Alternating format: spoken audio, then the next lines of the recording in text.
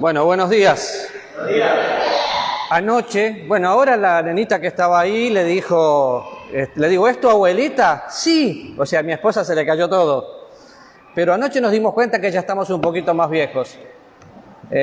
Disfruté muchísimo ver un montón de huilas haciendo juegos, gritando. Los gritos los escucho hasta ahora en mi cabeza.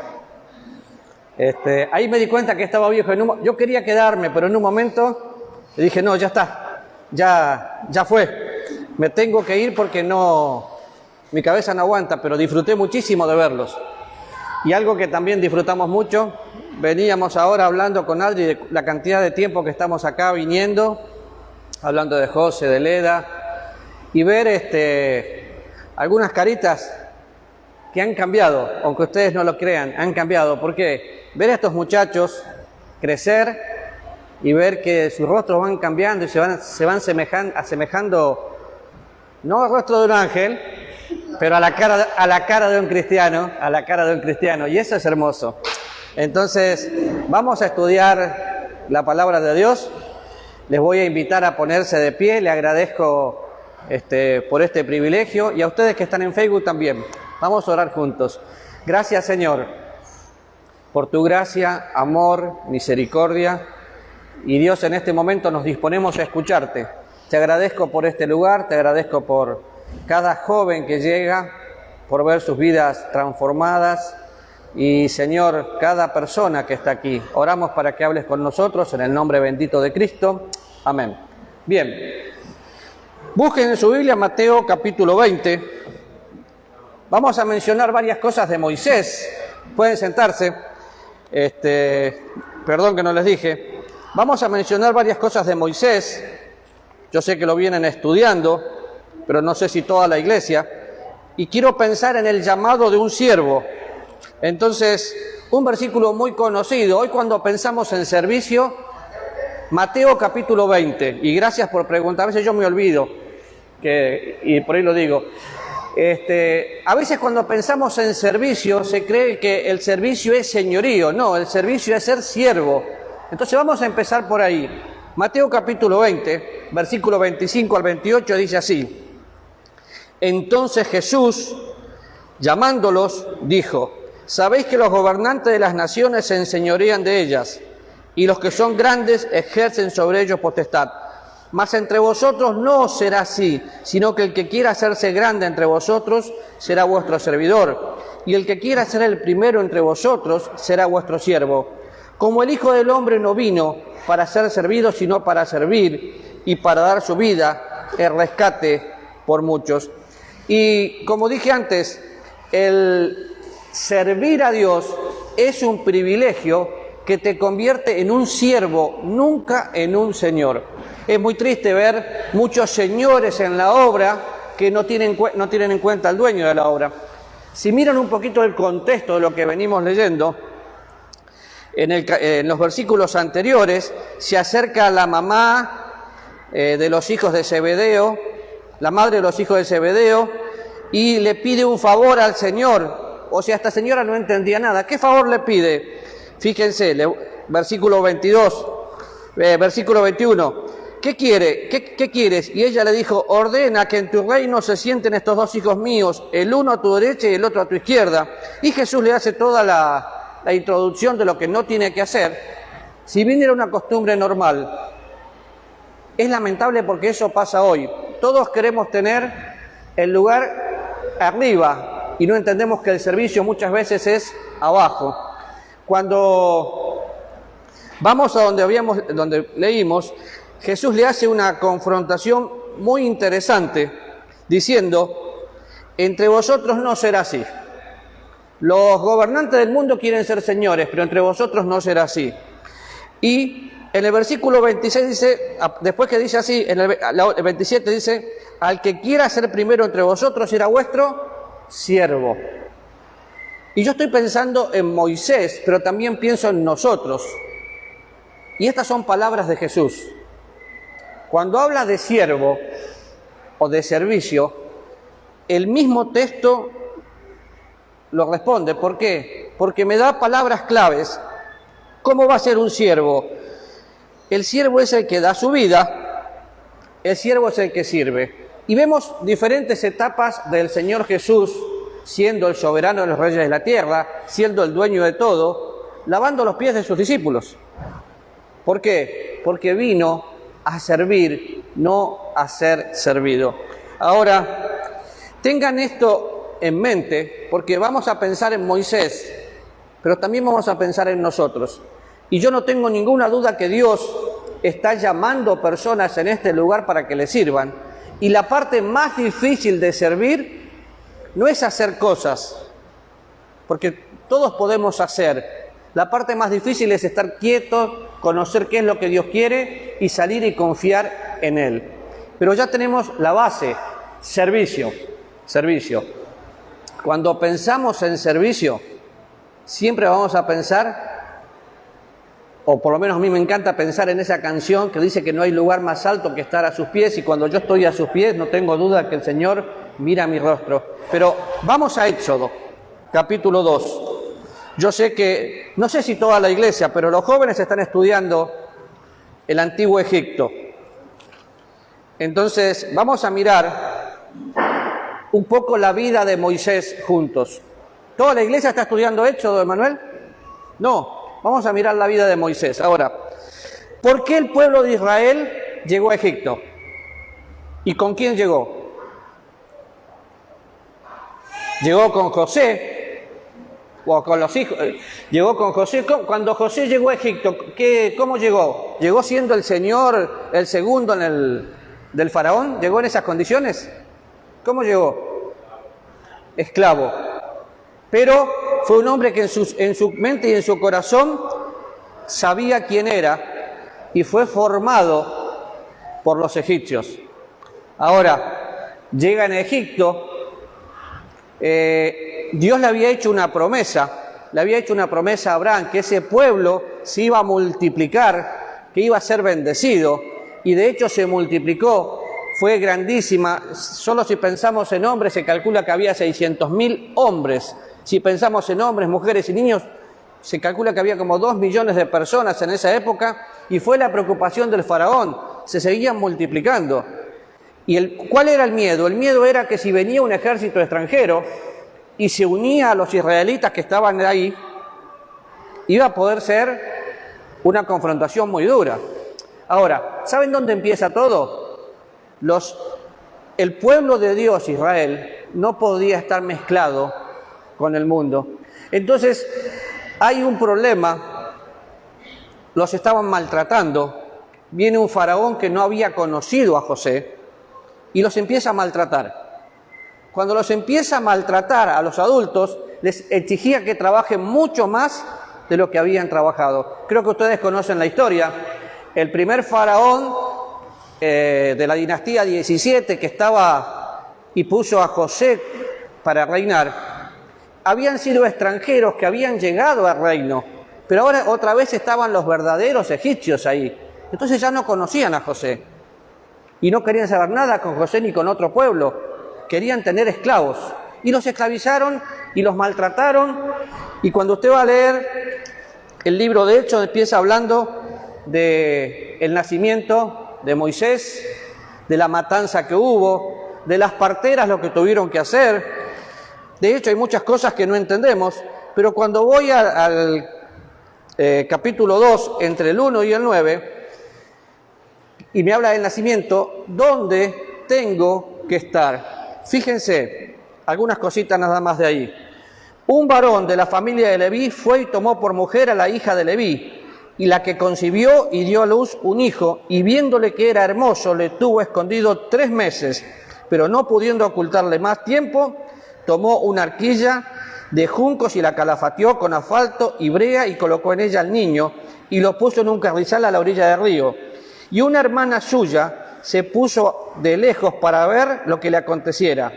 Y la hija de Faraón descendió a lavarse el río y paseándose sus doncellas por la ribera del río, vio ella la arquilla en el carrizal y envió una criada suya que le tomase. Y cuando la abrió, vio al niño y aquí que el niño lloraba. Y teniendo compasión de él, dijo: de los niños de los hebreos es este. Entonces su hermana dijo a la hija de Faraón: iré a llamar a una nodriza de las hebreas para que críe este niño. Y la hija de Faraón respondió: ve. Entonces fue la doncella y llamó a la madre del niño, la cual dijo a la hija de Faraón: lleva a este niño y críalo, y yo te pagaré. Y la mujer tomó al niño y lo crió. Y es increíble, porque querían matar a todos los niños. ¿Y quién fue la que crió a Moisés? Su propia madre. El propósito de Dios siempre se cumple. Dios tenía un propósito con Moisés, y cuando miramos a Moisés siempre podemos ver a Jesús, porque Moisés fue el que abrió el camino, libertó al pueblo, lo sacó de la esclavitud. Pero qué interesante, el lugar donde tenía que estar Moisés fue criado por su madre. Y obviamente no vamos a estudiar todo el libro de Éxodo, pero usted tiene que entender algo: el lugar donde tiene que estar. Moisés estaba en un canastito. De hecho, nosotros le decimos Moisés todavía a donde ponemos los bebés. Pero las cosas que no entendemos y que Dios hace, o como dice el libro, las cosas que a veces no tienen sentido, lo tiran al agua, el bebé llora, una egipcia lo toma y lo cría su propia madre. Eso es increíble, solo Dios. ¿Pero por qué? Porque Dios ya había elegido a Moisés para un propósito definido. Cuando pensamos en Moisés, lo vemos en diferentes partes en la Biblia. Lo vemos en la Transfiguración, lo vemos en el libro de los Hechos. El libro de los Hechos habla de Moisés. ¿Y qué dice? A ver, vamos conmigo, Hechos capítulo 7. De hecho, vinimos a estudiar la Biblia, ¿no? Hechos capítulo 7, 21 al 25. A ver, ¿quién me lo lee? Hechos 7, 21 al 25.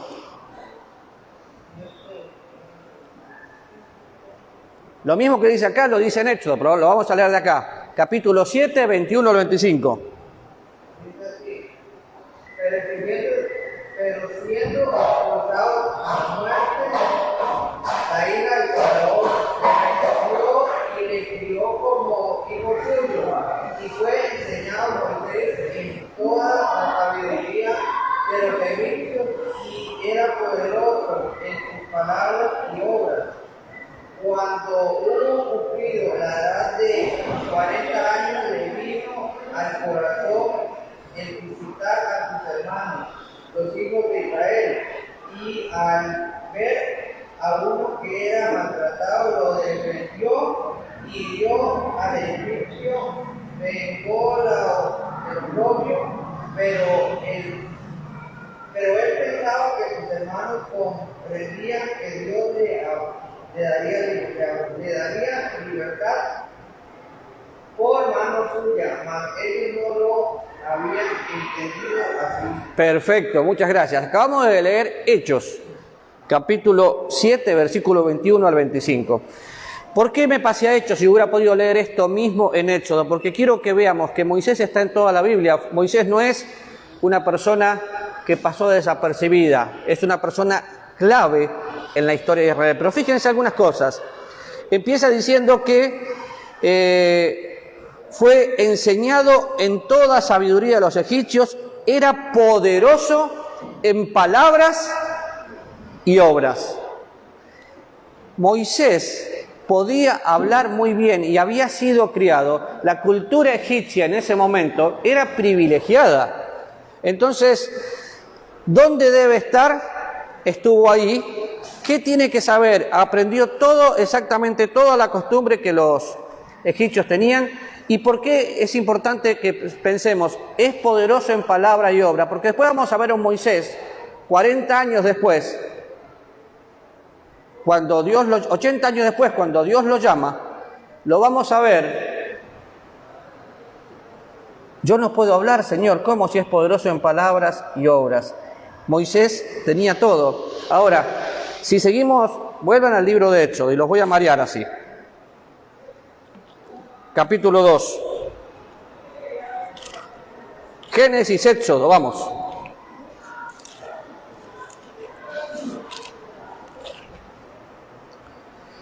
Cuando vamos mirando entre el capítulo 2, del 11 al 25, vemos cosas increíbles que sucedieron. No son increíbles, eso está mal dicho, cosas creíbles que sucedieron.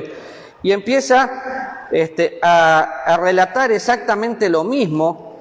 Y después que mata al egipcio, ¿qué tuvo que hacer Moisés? Irse al desierto. ¿Por qué? Porque tuvo miedo. Si el faraón sabía que Moisés había matado a un egipcio, faraón iba a matar a Moisés. Entonces, ¿dónde debe estar? Lo que debe saber. ¿Quién debe ser? ¿Acaso vas a venir a libertarnos? En ese momento no entendían quién era Moisés, porque Moisés llevó todo un tiempo de preparación para llegar al lugar donde estaba, y viene su llamado, el llamado de Moisés en la zarza, y es interesante pensar porque tiene muchas tipologías la zarza. Ahora, lo que Moisés ve es un poco de pasto o zacate, hablando como hablamos aquí, que estaba una llama, pero la llama no se encendía. ¿Saben algo? ¿Cuánto tiempo hace que el pueblo de Israel es perseguido y el pueblo de Israel no es consumido? Es que no va a ser consumido porque es un pueblo especial para Dios, y Dios estaba protegiendo y mostrándole a Moisés algo interesante, un llamado. Entonces pensamos en el llamado de Moisés, y yo creo que fue un llamado traumático. ¿Por qué? Usted va a leer todo el capítulo 3 y se va a dar cuenta que Moisés ve la zarza no se consumía, Dios le habla, se tiene que quitar el calzado de sus pies, santidad, que ahora lo vamos a ver. Moisés empieza a poner excusas. No hay excusa que valga porque Dios le soluciona cada problema. Pero resumiendo, Moisés pasó los primeros 40 años de su vida siendo servido, viviendo en el palacio, siendo criado como hijo de la hija de Faraón. Pero tuvo que salir y se fue al desierto. Cuando Moisés es llamado, ¿qué estaba haciendo? Estaba pastoreando, como dice el capítulo 3, apacentando Moisés las ovejas de Jetro, su suegro. 40 años aprendiendo a servir. ¿A quién servía? A su suegro. Tuvo que servirlo. Y servía ahí a su suegro, pastoreaba las ovejas. Imagínense por un minuto, un hombre que tiene todo, que está en el palacio, que tiene todas las riquezas, de golpe lo llevan al desierto a vivir pobre y a ser un pastor. Suena incongruente, ¿no? Pero fue la forma que Dios preparó. Y yo siempre repito lo mismo, hasta que Dios no te quiebra, no te hace nuevo. Y Dios tuvo que mostrarle a Moisés que Él era su protector, que Él era su proveedor, y lo lleva al desierto, le dio una familia, habla con él, puede leer todo esto, y le dice que tenía que volver. ¿Volver a dónde? Volver a la tierra. Ahora piensen esto. Estaba el pueblo de Israel orando, desesperado. Ellos confiaban en el Dios de Abraham, el Dios de Isaac, el Dios de Jacob, y estaban orando para tener libertad. Acá estaba el pueblo orando, y acá estaba Dios hablando con Moisés y llamándolo. ¡Wow! ¡Qué lindo!, ¿no? Dios siempre contesta la oración de su pueblo y lo hace de maneras que no entendemos porque no había comunicación. De hecho, si lee todo el libro de Éxodo, toda la historia, se va a dar cuenta que Moisés tenía miedo de volver porque corría riesgo su vida. Sin embargo, Moisés tuvo que obedecer. Y Dios le dice, Moisés, Moisés. Y Moisés obedeció. Así que 40 años siendo un señor. 40 años aprendiendo a ser un siervo. Y los últimos 40 años de su vida, Moisés sirvió a 3 millones por lo menos de los hijos de Israel. Y fue una tarea muy difícil la que tuvo que hacer. ¿Por qué?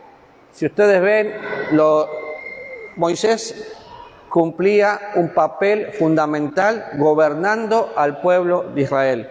Definitivamente había tenido una promesa. ¿Qué promesa? La promesa, yo estaré contigo. Pero Señor, yo estaré contigo. Fíjense, algunas excusas nada más. Versículo 11 del capítulo 3. Entonces Moisés respondió a Dios, ¿quién soy yo para que vaya a Faraón y saque a los hijos de Israel? Inseguridad. ¿Quién soy yo? ¿Saben que la mayoría de los que estamos acá, a veces nos preguntamos, en algún momento de nuestra vida nos preguntamos quién soy? Pero yo soy el que Dios dice que soy, ¿sí? Soy su hijo, soy la persona que Dios eligió para que cumpla un propósito. Ese era Moisés. Y respondió, ve, porque yo estaré contigo. Dios estaba con Moisés, por eso Moisés podía entender que Dios iba a cumplir un propósito, que Él era su proveedor, que Él era su guía, Dios era todo. En este tiempo difícil que nos toca vivir, a veces pensamos que estamos pasando por las plagas de Egipto porque tenemos el COVID. No hemos pasado nada todavía, gracias a Dios. Pero en cada situación que nosotros vivamos, Dios está conmigo. ¿Y por qué no lo piensa y lo repite en su corazón y en lugar de decir Dios está conmigo, Dios está en mí? Y se notaba a Dios trabajando a través de Moisés. Ahora, Salmo 139. Y alguien que lea, alguien que busque Jeremías capítulo 1, versículo 5. Yo leo Salmo 139. Capítulo 1, versículo 5.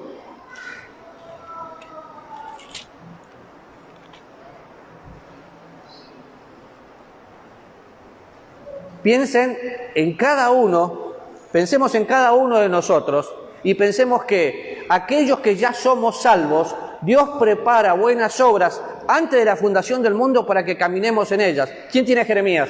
1, 5. Dice, antes que te formaron en el vientre te conocí y antes que nacieste te santifiqué y te di por profeta a la nación.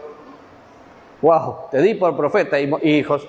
Moisés era un profeta, pero fíjense lo que dice el Salmo 139, versículo 13 al 16.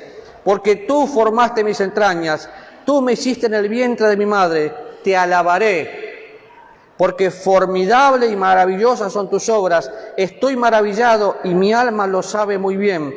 ¿No fue encubierto de ti mi cuerpo? Bien que en lo oculto fui formado y entretejido en lo más profundo de la tierra. Mi embrión vieron tus ojos y en tu libro estaban escritas todas aquellas cosas que fueron luego formadas, sin faltar una de ellas. Cuán preciosa me sonó, Dios, tus pensamientos. ¿Saben? Dios sabía lo que iba a pasar en la vida de Moisés, por eso Moisés no murió como los demás bebés. Ahora, una aplicación práctica para nosotros. Dios sabe lo que va a pasar con tu vida y con mi vida. Y el único que puede echar a perder la carrera en la vida cristiana soy yo mismo. Pero Dios siempre cumple su propósito. Moisés puso toda clase de trabas, toda clase de excusas, pero cumplió su propósito. Entonces, cuando pensamos en todo eso, yo sé que, y agradezco a Dios, cuando veo a algunos de ustedes que se preparan para estudiar. Ahora, ¿saben? Hay gente que se prepara va a la universidad para ser médico, abogado, ingeniero. En la obra de Dios también tenemos que estar preparados para toda buena obra. ¿Por qué? Porque hay un día donde nos vamos a parar a enseñar la palabra de Dios, y cuando enseño la palabra de Dios, tengo que ser un obrero aprobado, que usa bien la palabra de verdad. Vamos a mirar algunos versículos, pensar en la preparación académica de Moisés. Y, Pelón, Marcilla, que ahora tengo que terminar. Cuando puedas. Capítulo 2 Timoteo 2:15. Lo acabo de decir de memoria, pero quiero que lo graben. ¿Sí? Todos nosotros necesitamos prepararnos para servir a Dios. Yo no entiendo por qué hay gente que de golpe se ve que comió olla de carne y le cayó mal y se para y cree que ya es un predicador. No, el enseñar la Biblia lleva tiempo, lleva esfuerzo, lleva dedicación. Y dice 2 Timoteo 2:15, procura con... ¿Lo tienen abierto? 2:15. Muchos se preocuparon por la nena, lo único que iba a pasar era que se agarraba de la cámara. Procura con diligencia presentarte a Dios. ¿Cómo qué? Como obrero que no tiene de qué avergonzarse, que usa bien la palabra de verdad. Usted y yo, vos y yo, nos tenemos que presentar y preparar como obrero aprobado. Ahora, ¿qué es diligencia? Diligencia es disposición. Yo no sé, y siempre que vengo les voy a preguntar lo mismo, ¿qué leíste hoy de la Biblia? No, es que hoy es domingo. Y fervientes en espíritu, sirviendo al Señor, pero ese fervor viene cuando mi fe está colocada en el autor y consumador de la fe. Pensando en este versículo, procurar con diligencia presentarme ante Dios aprobado, y habla de cortar bien la palabra de verdad. Esta palabra se puede pensar así: un sastre que no corta bien, ¿qué hace? Un desastre. Imagínense yo que tengo mal pulso y no tengo buena motricidad, cortando un vestido de novia. Lo cortaría muy mal. Bueno, para enseñar la Biblia tengo que aprender lo que Dios quiere decir. ¿Verdad, chicas? ¿Están de acuerdo conmigo allá atrás? Perfecto. Así me gusta que estén de acuerdo conmigo. Tengo que aprender a cortar bien, a usar bien la palabra de verdad. Cuando usted va a mirar la Biblia, pensemos en algo. ¿Cuántos autores tiene la Biblia?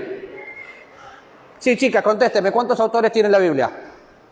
A ver, muchachos. Pensé que hablaban conmigo. ¿Cuántos autores tiene la Biblia? Más o menos. De Génesis a Apocalipsis.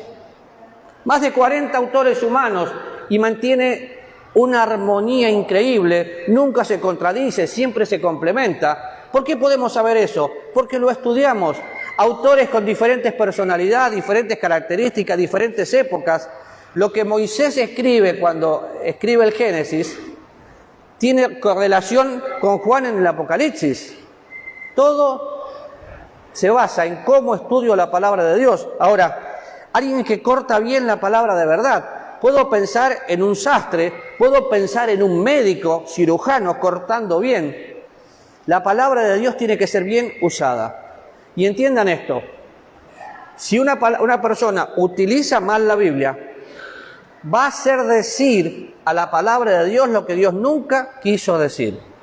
Hay muchas personas con muy poco conocimiento bíblico que lo único que dicen y hacen es tomar un texto, sacarlo de todo el contexto para hacer decir lo que Dios nunca quiso decir. Entonces, la Biblia se estudia de acuerdo al contexto. Pero fíjense, capítulo 3 de 2 Timoteo, del 14 al 17, la preparación académica que un siervo de Dios tiene que tener. Por eso yo creo que Dios se llevó a Moisés para prepararlo, para hacerlo débil y para que en su debilidad se pueda fortalecer en Dios.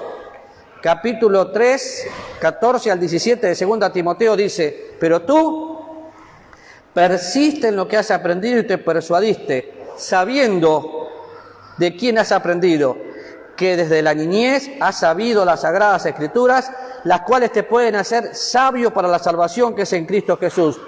Toda la escritura es soplada por Dios, inspirada por Dios, es útil para enseñar, para redarguir, para corregir, para instruir justicia. ¿Cuál es el fin? El fin es que el hombre de Dios sea perfecto, enteramente preparado para toda buena obra. Y pensemos en esto, y pensemos en la preparación, y de hecho los felicito a todos aquellos que están estudiando, y si alguno de ustedes quiere seguir estudiando, después me busca y les explico lo que es nuestro centro de capacitación virtual y puede estudiar la Biblia. ¿Está bien? Pero fíjense, Pablo le dice a Timoteo: persistí en lo que te va a hacer sabio. ¿Qué me hace sabio? La palabra de Dios hace sabio al sencillo. Y la sabiduría es la aplicación de principios bíblicos. Y me está hablando que toda la Escritura fue soplada por Dios, inspirada por Dios, de Génesis a Apocalipsis, y no tiene ningún error en el original. Si miran un poco de historia, cómo la Biblia llegó a nuestras manos, hubo un tiempo donde había dudas hasta que se encontraron los rollos del Qur'án y se dieron cuenta que había una coincidencia increíble. La palabra que tenemos es la palabra profética más segura. Ahora, la parte importante es el propósito. Me puede hacer perfecto, o sea, maduro. ¿Y cómo hago? ¿Qué quiere decir maduro? Bueno, el apóstol Pablo contesta lo que quiere decir maduro. Capítulo 4, versículo 12 de Efesios.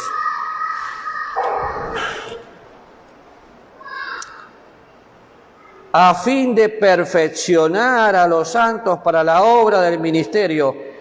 ¿Cómo los perfecciona? Anteriormente lo dice, con dones espirituales. Cada uno de nosotros tenemos dones. ¿Qué es un don? Una capacidad dada por Dios para servir a Dios. ¿Y qué hace Dios? Nos capacita para hacer el ministerio. Si usted no estudia la Biblia, nunca va a conocer a Dios. Pero permítame decirle, es importantísima la experiencia y la capacitación académica. Pero la Biblia se estudia con la mente y con el corazón. Yo necesito experimentar a Dios. Y si va mirando 1 Timoteo, el libro anterior al que estábamos leyendo, capítulo 4, Pablo otra vez exhorta a su hijo en la fe a la preparación y utiliza una palabra. ¿Qué es una palabra clave? A ver, ¿qué es una palabra clave? Una palabra clave es una que se repite más de una vez. O es una palabra que si la quitas, el contexto pierde todo el sentido. ¿Qué pasaría si tengo una puerta con 3 bisagras y le quito una bisagra? La puerta no va a funcionar bien. Cuando quito una palabra de todo el contexto, no se entendería. Capítulo 4, versículo 13 al 16. Pablo le dice a Timoteo, entre tanto que voy, ustedes me van a decir cuál es la palabra clave acá. ¿Está bien? ¿Cuál es la que se repite más de una vez? Entre tanto que voy, ocúpate en la exhortación, en la lectura, la exhortación y la enseñanza. No descuides el don que hay en ti, que te fue dado mediante la profecía con la imposición de mano de presbiterio. Ocúpate en estas cosas, permanece en ellas para que tu aprovechamiento sea manifiesto a todos. Ten cuidado de ti mismo y de la doctrina, persiste en ello, pues haciendo esto te salvarás a ti mismo y a los que te oyeren. ¿Cuál es la palabra que se repite? Algunos están sin Biblia, por eso no pueden ver. ¿Cuál es? Ocupar. Muy bien, muy bien. Cuando terminemos el pelón te va a dar un premio. Fíjese, entre tanto que voy, ocúpate. ¿Saben qué significa ocupar? La palabra ocupar, cuando buscamos la raíz en griego, es guardar con atención. Estar ocupado en la Biblia es guardar con atención. No solo voy a leer, voy a meditar en la palabra de Dios para poder crecer. ¿En qué me tengo que ocupar? En la lectura. ¿En qué me tengo que ocupar? En la exhortación y en la enseñanza. ¿Exhortación a quién? Yo leo, la palabra me exhorta, la palabra me enseña. Primero es para mí. ¿Y por qué? ¿Cómo podemos saber eso? Fíjense conmigo. En el versículo 15 dice, ocúpate en estas cosas. ¿En qué cosas? La lectura, la exhortación, la enseñanza.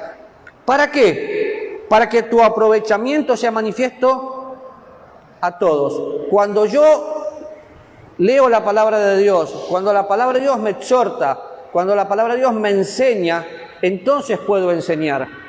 No pretendas enseñar la Biblia si no la estudias. No pretendas enseñar la Biblia si no la estudias. No solo es una falta de respeto a tus oyentes, es quebrar un principio bíblico. ¿Por qué? Porque dice, ocúpate en estas cosas. Y ojo, ten cuidado de ti mismo. Entonces, pensamos en la preparación académica y en un ratito vamos a pensar en la preparación espiritual de un siervo de Dios. Oramos. Señor, gracias. Gracias porque pensamos en un hombre como Moisés y vemos que lo preparaste para el servicio. Pensamos en un hombre como Pablo y lo preparaste para el servicio. Pensamos en un hombre como Timoteo y lo preparaste para el servicio. Pero pensamos en nosotros y queremos prepararnos para toda buena obra. Enséñanos a amarte, amando tu palabra. En el nombre de Jesús. Amén.